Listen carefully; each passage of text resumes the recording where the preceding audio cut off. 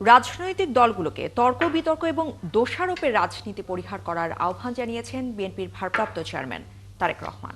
তিনি বলেছেন, দলগুলোর এমন কর্মকাণ্ডে জনগণ বিরক্ত। বিএনপির দেশ গড়ার পরিকল্পনা শীর্ষক কর্মসূচিতে সব কথা বলেছেন দলটির ভারপ্রাপ্ত চেয়ারম্যান তারেক রহমান। আরও জানাচ্ছেন শফিকুল হক। দেশ গড়ার পরিকল্পনা শীর্ষক বিএনপির কর্মসূচির চতুর্থ দিন খামারবাড়ির কৃষিবিদ ইনস্টিটিউশনে বুধবারের এই কর্মসূচিতে অংশ নিয়েছেন জাতীয়তাবাদী যুবদল ও কৃষক দলের নেতাকর্মীরা। সমাপনী অধিবেশনে প্রধান অতিথির বক্তব্য দেন বিএনপির ভারপ্রাপ্ত চেয়ারম্যান তারেক রহমান। পর্যায়ক্রমিকভাবে আমরা এদেশের নারী সমাজকে স্বাবলম্বী করে গড়ে তুলতে চাই।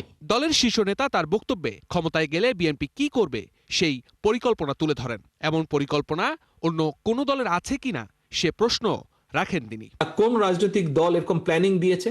কোন ইয়েস, কোন রাজনৈতিক দল আপনাকে কোনো প্ল্যান দিতে পারে নাই, দেশের মানুষকে কোনো প্ল্যান দিতে পারে নাই, পরিকল্পনা দিতে পারে নাই যে দেশকে আমরা কিভাবে সামনের দিকে এগিয়ে নিয়ে যাব। একমাত্র বিএনপি আপনার দল দিয়েছে। রাজনৈতিক দলগুলোর দোষারোপের রাজনীতিতে জনগণ বিরক্ত বলে মন্তব্য করেন তারেক রহমান।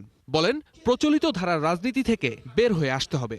এর এটা ভালো না, ওর ওটা ভালো না, এটা খারাপ বলেছে, ওটা খারাপ বলেছে, ও খারাপ লোক, ও খারাপ লোক। আসুন আমরা এর থেকে বেরিয়ে আসি। এই সাধারণ মানুষরা এইসব ডিবেট শুনতে শুনতে শুনতে ফেড আপ হয়ে গেছে। মানুষ একদম ক্লিয়ার রাস্তা দেখতেছে। ওকে, তুমি রাজনৈতিক দল, তুমি নিজেকে ডিমান্ড করছো তুমি বাংলাদেশের জনপ্রিয় দল, তুমি নিজেকে ডিমান্ড করছো তুমি সবচেয়ে বড় দল, তাহলে বলো তুমি আমার জন্য কি করবে, তোমাকে যদি আমি সুযোগ দেই। আমার তো মনে হয় মানুষ বোধহয় এখন সোজা স্ট্রেট কাট এই কথাই বলছে। নেতাকর্মীদের ঘরে বসে না থেকে দেশ গড়ার যুদ্ধে ঝাঁপিয়ে পড়ার আহ্বান জানান বিএনপির ভারপ্রাপ্ত চেয়ারম্যান। সামনে যে নির্বাচন, এই নির্বাচনে আমরা জনগণের রায় চাই, জনগণের সমর্থন চাই। এবার শুধু পারবো বললে হবে না, সহকর্মীবৃন্দ, করতে হবে, কাজটি করতে হবে, এর কোনো বিকল্প নেই। আদারওয়াইজ এই দেশ এবং জাতি ধ্বংস হয়ে যাবে। আমরা যদি সজাগ না হই, আমরা যদি এই যুদ্ধে মাঠে নেমে না পড়ি, এই দেশ ধ্বংস হয়ে যাবে। ধানের শীষকে জেতানোর মাধ্যমে দেশকে রক্ষা করতে হবে। প্রথম বাংলাদেশ আমার শেষ বাংলাদেশ, এবং সবার আগে বাংলাদেশ, নো কম্প্রোমাইজ।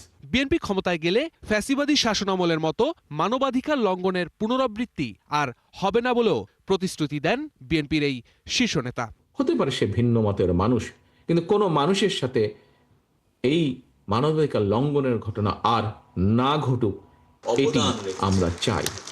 শফিকুল হক, ৭১, ঢাকা।